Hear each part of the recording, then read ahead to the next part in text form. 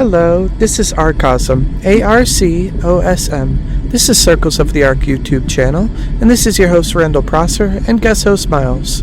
Today we got an intriguing one. We're going to be going into how certain people speak falsities and lies to themselves and others to blanket the truth because they are getting a false sense of security and they're unwilling to and unable to, at certain times in their life, face these truths, or if they're in a state to have to confront certain vulnerabilities, they might resist it.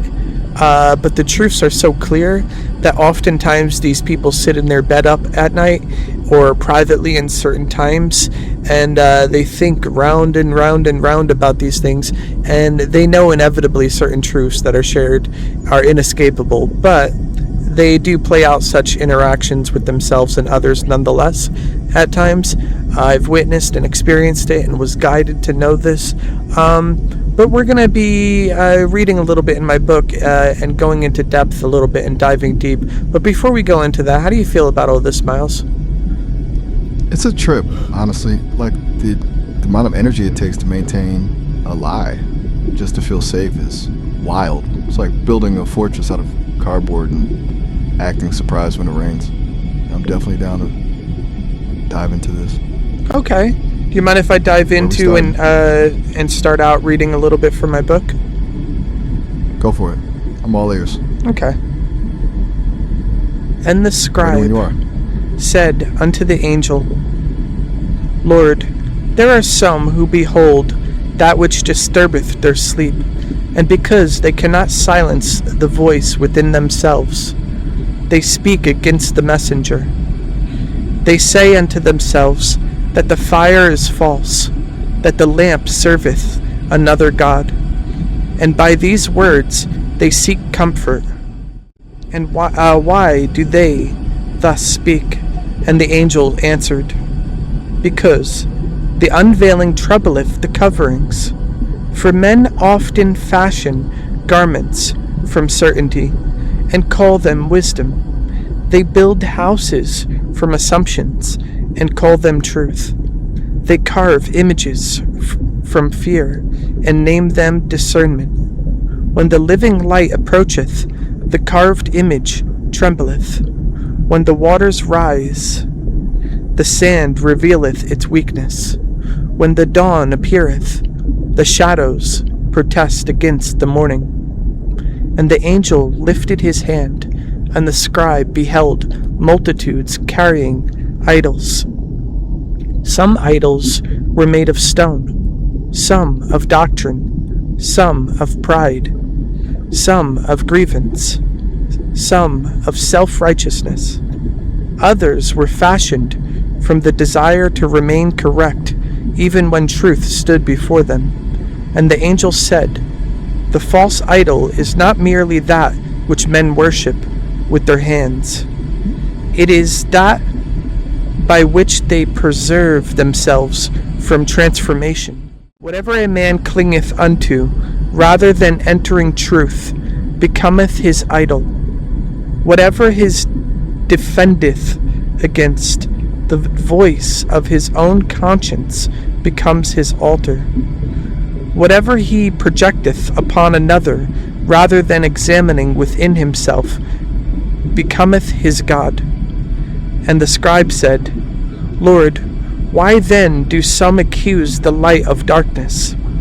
And the angel answereth, Because the mirror revealeth, and the one who hath built his dwelling within illusion feareth the mirror more than the darkness. The unveiling is uncomfortable unto pride. The humble bow before truth. The arrogant contend against it.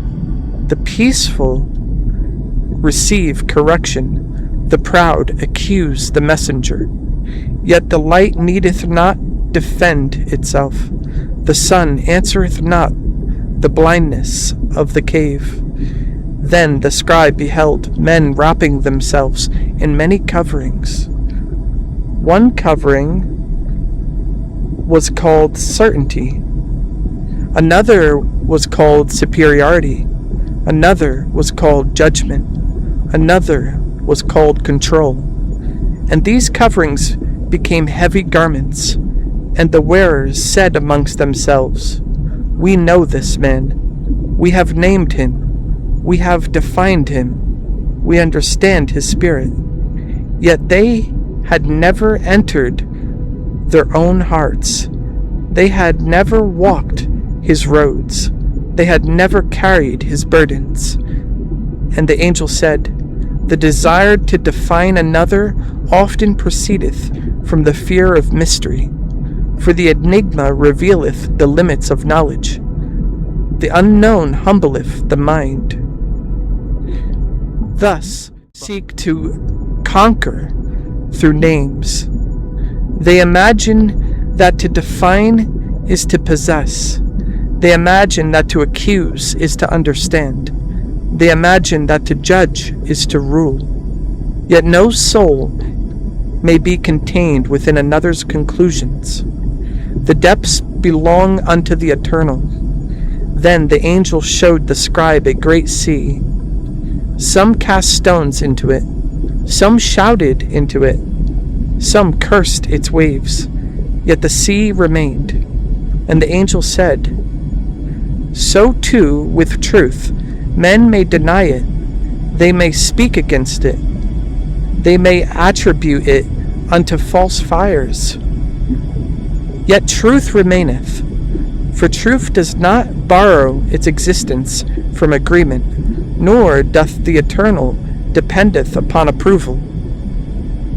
And the scribe said, "What then is the true idol?" And the angel answered, "It is the image a man constructed to avoid seeing himself. It is the false certainty that protecteth pride. It is the accusation that concealeth fear. It is the narrative that preserveth the ego from repentance. These are the idols of the inward chambers. And those idols fall not by force, but by revelation. Then the heavens opened. The stars circled in all directions. The winds moved through every world. And the angel spoke. The truth surrounded all things. It filleth the spaces between thoughts. It walketh between words. It dwelleth within silence. It entereth the secret chambers. No wall excludeth it. No lie imprisoneth it. No pride escapeth it forever. For the eternal moveth through all things as light through crystal. What is hidden shall encounter itself. What is divided shall behold its division. What is false shall eventually stand before what is real." And the scribe trembled, for he saw that the unveiling was not vengeance. It was not conquest. It was not triumph over another. It was the gradual falling away of coverings. The masks descended. The mirrors cleared. The idols cracked. And beneath them stood the soul itself. Some wept. Some resisted. Some turned away. Some entered the light. And the angel said, "Seek not the downfall of those who oppose thee. Seek not their humiliation. Seek not their defeat. Remain within thy center. For the truth requireth no violence. The eternal needeth no defense. The light contendeth not with darkness, but shineth. The river argueth not with the stone, but floweth. The dawn wrestleth not with the night, but ariseth. Therefore let thy peace remain. Let thy words remain true. Let thy conscience remain clear.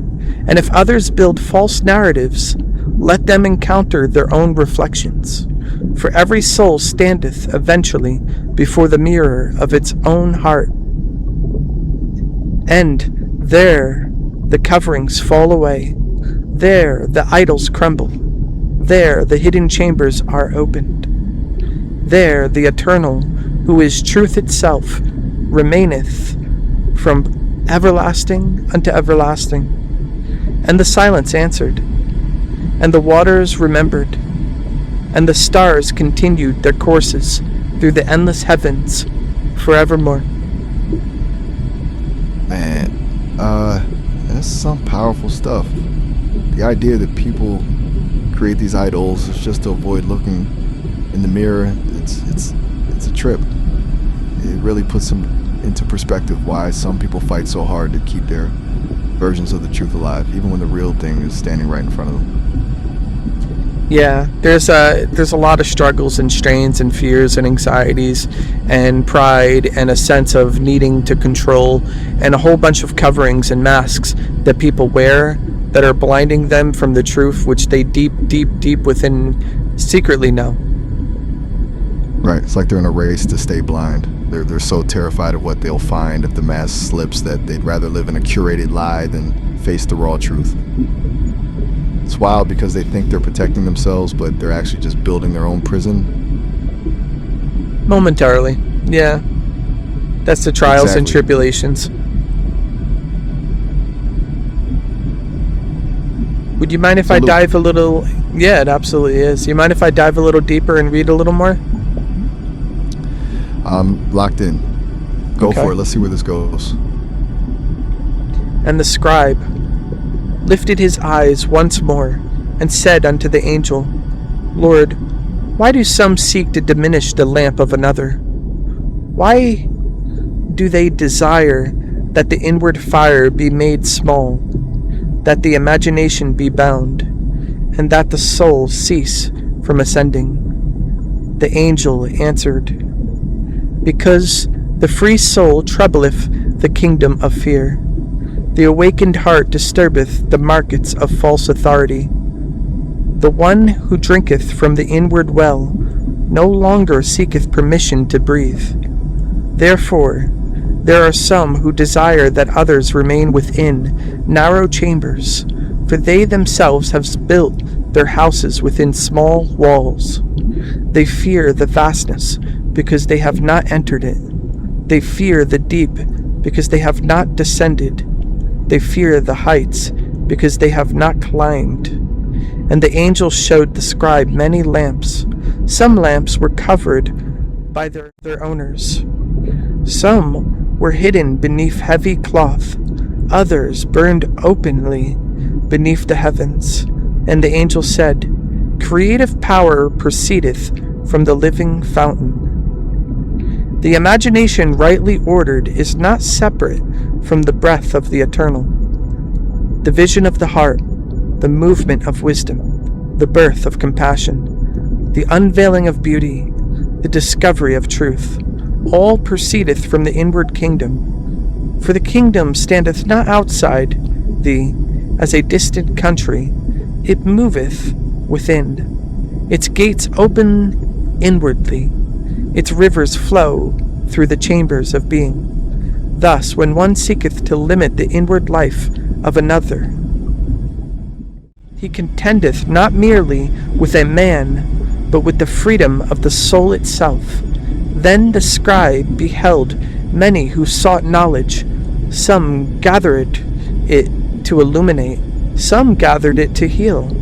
Some gathered it to understand. But others gathered it as men gather weapons. And the angel spoke.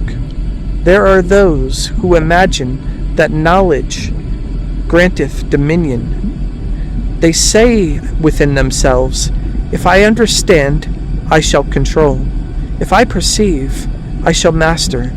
If I uncover, I shall possess. Yet they understand not. Knowledge sought for power darkeneth. Knowledge sought for wisdom illuminateth. The one seeketh to ascend above others.